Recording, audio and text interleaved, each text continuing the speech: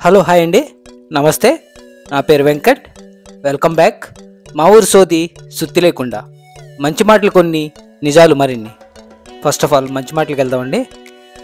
మన దగ్గర ఏమీ లేనప్పుడు, ఇక మన పని అయిపోయింది అనుకున్నప్పుడు మనతో ఎవరైతే తోడుగా ఉంటారో వారే మనకి నిజమైన స్నేహితులు.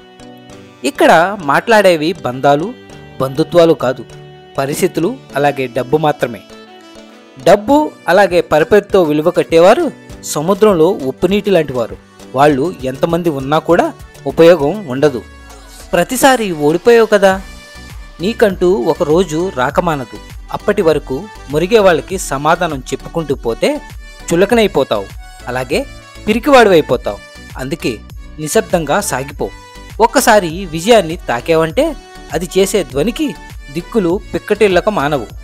నీ గురించి మురిగిన ప్రతివాడు మళ్ళీ తోక ఊపుకుంటూ నీ పంచన చేరక మానడు. అందుకే నిశ్శబ్దంగా ఉండు. నువ్వు నిశ్శబ్దంగా ఉంటేనే భవిష్యత్తులో నీ విజయం శబ్దం చేస్తుంది. అర్థమైందనుకుంటా. నీకు నచ్చని చోట, నువ్వు ఉండలేని చోట సర్దుకుపోవాలనుకోవడం గొప్ప కాదు. నువ్వు ప్రశాంతంగా ఉండగలిగే చోటును వెతుక్కోవటం గొప్ప.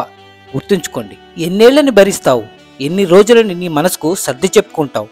ఎవరు ఏమనుకున్నా సరే నీ సంతోషం కూడా నీకు ముఖ్యమైనదే. అది నీ ఆరోగ్యానికి అలాగే నీ కుటుంబానికి కూడా ఎంతో మంచిది. భరించడమే పనిగా పెట్టుకుంటే నిన్ను చేతకాని వాడిలా తీసి పడేస్తూ ఉంటారు. ముందు నిన్ను నువ్వు ప్రేమించుకో. మిగతావన్నీ వాటంతట అవే నీ చుట్టూ తప్పకుండా చేరుకుంటాయి. నిన్ను ఒకరు మోసం చేస్తున్నారు అంటే దాని అర్థం నువ్వు అమాయకుడు అని కాదు, నీ యొక్క మంచితనం ఎదుటివాడిని నమ్మేలా చేసింది అని. పర్వాలేదు, ఇప్పుడే ఇంకా అయిపోలేదు. భవిష్యత్తులో అదే మంచితనం నీకు వేరొక రూపంలో మంచి చేస్తుంది. మోసం చేసిన వాడి వంకర బుద్ధి రేపు ఏదో ఒకవైపు నుంచి దూసుకువచ్చి వాడి నడ్డి విరుస్తుంది. కాలం, దీని గురించి ఎంతోమంది ఎంతో గొప్పగా చెప్తూ ఉంటారు. ఎందుకంటే కాలమే తేలుస్తుంది ప్రతి ఒక్కరి లెక్కలను. అక్కడ చిక్కని వాడెవ్వడు. విద్య నేర్చుకున్నాక గురువుని మర్చిపోకు. ధనం వచ్చాక స్నేహితుడిని మర్చిపోకు. భార్య వచ్చాక కన్నవారిని మర్చిపోకు. గౌరవం వచ్చాక గతాన్ని మర్చిపోకు. అవసరం తీరాక సాయపడిన వారిని మర్చిపోకు. అసూయపడే వారితో మన అభివృద్ధి గురించి, ఆవేశపడే వారితో మన ఆలోచనల గురించి చెప్పుకోవడం మన మూర్ఖత్వం. సానుకూల ఆలోచనలు ఉన్నవారికి ఆనందం నీడలా తమ వెంటే ఉంటుంది. ఒక్కటి మాత్రం బాగా గుర్తుంచుకోండి, మనం ఎలా ఆలోచిస్తే అలానే ఉంటాం. యుద్ధంలో 1000 మంది వీరులను సంహరించేవాడికన్నా తన మనసును తాను జయించేవాడే నిజమైన వీరుడు. జీవితం అంటేనే ఒక పోరాటం. అలాంటప్పుడు స్వార్థం కోసమో ఆదర్శం కోసమో ఎందుకని పోరాటం చేస్తావు? ఆ పోరాడేదేదో ధర్మం కోసం పోరాడు. నీ యొక్క దుఃఖానికి కారణం ఏదైనా కావచ్చు, కానీ ఆ కారణంతో ఇతరులకు మాత్రం ఏ హాని చేయకు. అది నిన్ను తీవ్ర పశ్చాత్తాపానికి గురిచేస్తుంది. ఆశ అనేది దుఃఖానికి మొదటి హేతు అవుతుంది. ఆశ నుండి విముక్తి పొందితే దుఃఖం కూడా అంతమవుతుంది. జీవితంలో ఓడిపోవడం, మోసపోవడం, చెడిపోవడం, పడిపోవడం అంటూ ఏమీ ఉండవు. కేవలం నేర్చుకోవడం మాత్రమే ఉంటుంది. కొందరు ఓడిపోయి ఎలా గెలవాలో నేర్చుకుంటారు, కొందరు మోసపోయి ఎలా జాగ్రత్త పడాలో నేర్చుకుంటారు, మరికొందరు చెడిపోయి ఎలా బాగుపడాలో నేర్చుకుంటారు, ఇంకా మరికొందరు పడిపోయి ఎలా నిలబడాలో నేర్చుకుంటారు. జీవితం అనేది ఒక పాఠశాల. ఇక్కడ నేర్చుకోవడం మాత్రమే ఉంటుంది. నేర్చుకునే గుణాన్ని కోల్పోయినవాడే నిజమైన చెడిపోయినవాడు, అలాగే పడిపోయినవాడు, ఓడిపోయినవాడు, మోసపోయినవాడు. అర్థమైందనుకుంటా. వాళ్ళేమనుకుంటారో వీళ్ళేమనుకుంటారో అనుకుంటూ పోతే సగం జీవితం అక్కడే అయిపోతుంది. అసలు నువ్వేమనుకుంటున్నావో అది నువ్వు మొదలుపెట్టు. కనీసం ఏదో ఒక్కటన్నా అవుతుంది. నీ యొక్క గమ్యం చేరేదారులు ఈర్ష్యపడే కళ్ళుంటాయి, ఎత్తి చూపే వేళ్లుంటాయి, వ్యంగ్యంగా మాట్లాడే నోళ్లుంటాయి. బెదిరావో నీ గమ్యాన్ని చేరుకోలేవు. సాగిపో, నిరంతరం సాగిపో. పరిస్థితులు ఎప్పుడూ స్థిరం కాదు, అలాగే కష్టం ఎప్పుడూ వృధా పోదు. ధైర్యంగా ఉండు. నువ్వు బ్రతికుండేది కేవలం ఈరోజు మాత్రమే అన్నట్టు నీ కర్తవ్యాన్ని నిర్వహించు. ఫలితాన్ని మాత్రం ఆ భగవంతుడికి వదిలే. అప్పుడు ఈ ప్రపంచంలో ఏ బాధ కూడా నీ దరి చేరదు. ఎవరి కోసం కూడా ఏదీ ఆగిపోదు. ప్రపంచం ఎప్పుడూ కూడా ఒకేలా సాగిపోదు. నువ్వుంటే నీతో కలిసి నడుస్తుంది, లేకుంటే ఇంకొకరితో కలిసి అడుగులేస్తుంది. జీవితంలో ఎన్ని మైలురాళ్ళు ఉన్నా నిజంగా ఉండవలసినవి పెదవిపై చిరునవ్వు తెచ్చే ఆ కొన్ని క్షణాలు మాత్రమే. తప్పు చేసి కూడా తమదే గెలుపు అని వాదించే వారికి ఎదురు చెప్పకండి.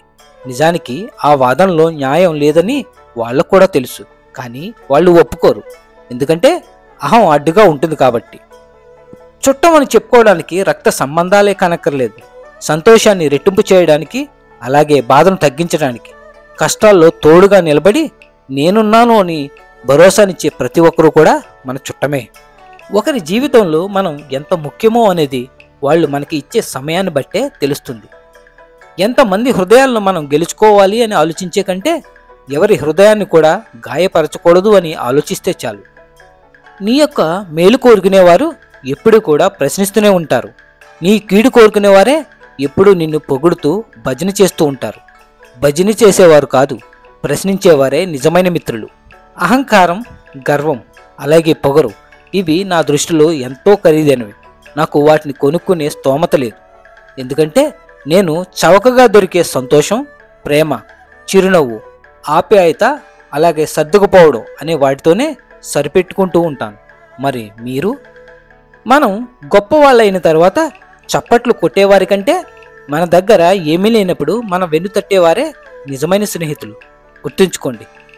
గొప్ప జీవిత సత్యం ఏమిటంటే డబ్బే ముఖ్యం అనుకునేవారికి మంచితనం తక్కువ, మంచితనమే ముఖ్యం అనుకునేవారికి డబ్బు తక్కువ. కాదంటారా? ఎవరు ఎదుటివారి నాశనాన్ని కోరుకుంటారో వారికి కూడా అటువంటి గతే పడుతుంది. అందుకే ఎప్పుడూ కూడా ఒకరికి మంచి చేయాలనే ఆలోచనే తప్ప చెడు ఆలోచనను కలిగి ఉండకూడదు. మనిషికి అహంకారం సృష్టించే చీకటిని ఛేదించటం ఎవరికీ సాధ్యం కాదు. బాధే బలవంతుని చేస్తుంది, భయం ధైర్యవంతుని చేస్తుంది, అలాగే వైఫల్యమే నిన్ను వివేకవంతుని చేస్తుంది. ప్రయత్నం అనే ఖచ్చితమైన చిరునామా నీ దగ్గర ఉన్నప్పుడు విజయం అనే ఉత్తరం నిన్ను ఖచ్చితంగా చేరితీరుతుంది. అబద్ధం చెప్పడం ఒక శాపం లాంటిది, ఎందుకంటే అది మనలో తప్పించుకునే ధోరణిని పెంచుతుంది. నిజాయితీ వరం లాంటిది, ఎందుకంటే అది మనలో ఎదుర్కొనే శక్తిని పెంచుతుంది. వేలాది వ్యర్థమైన మాటల కన్నా శాంతిని, అలాగే కాంతిని ప్రసాదించే ఒక్క మాట చాలు. ఒక మనిషి గురించి మరొక మనిషికి జీవితాంతం గుర్తుండిపోయే రెండు విషయాలు. ఒకటి చేతితో చేసిన సహాయం, ఇక రెండవది మాటలతో మనసుకు చేసిన గాయం. ఆనందంగా ఉండేవారు తమ దగ్గర ఉన్నదాని గురించే ఆలోచిస్తూ ఉంటారు. ఎప్పుడూ కూడా విచారంగా ఉండేవారు తమ దగ్గర లేని వాటి గురించి మాత్రమే ఆలోచిస్తూ ఉంటారు. ప్రియమైన వారి వల్ల తమకు ఆనందం మాత్రమే కాదు, దుఃఖం, బాధ, అలాగే కష్టాలు కూడా సంభవిస్తూ ఉంటాయి. ఎదుటి మనిషిని అర్థం చేసుకోవాలంటే ముందు నీకు క్షమించే గుణం ఉండాలి. ఇవాళ రేపు బంధాల్లో విలువ తగ్గి వాళ్ళిచ్చే కానుకలకు విలువ పెరిగింది. ఎలా అంటే ఏదైనా ఫంక్షన్ జరిగితే వారేమిచ్చారు అనేది, అలాగే ఎంత విలువైంది ఇచ్చారు అనేలా. వాళ్ళకి నేనిచ్చే సమాధానం ఏంటంటే ఎదుటివారు ఏమిచ్చారు, పక్కింటి వారు ఏమిచ్చారు అన్నది కాదు, వాళ్ళిచ్చిన కానుకల్లో ఉన్న ప్రేమెంత అనేది చూడాలి. అలాగే అంతంత డబ్బులు పెట్టి అన్నన్ని ఫంక్షన్లో అలాగే ఇంకోటో చేసేవాళ్ళు వాటన్నింటినీ మాని వాళ్లకు నచ్చినవి కొనుక్కోవచ్చుగా అని నేనంటాను. మరి మీరేమంటారులేండి. వీడు పెట్టేది తక్కువ, చెప్పేది ఎక్కువ అని. ఏదేమైనా బంధుత్వాల్ని వాళ్ళిచ్చే కానుకలతో కాకుండా వాళ్ళిచ్చే ప్రేమతో కొలవాలి. అలాగే ఎదుటివారి నుంచి మనం ఆశించడం మానేయాలి అని అంటాను. ఫైనల్గా సర్వే జన సుఖినో భవంతు. థ్యాంక్ యూ అండి. మళ్ళీ వచ్చే వారం కలుద్దాం మరిన్ని మంచి మాటలతో. Signing off, Venkat.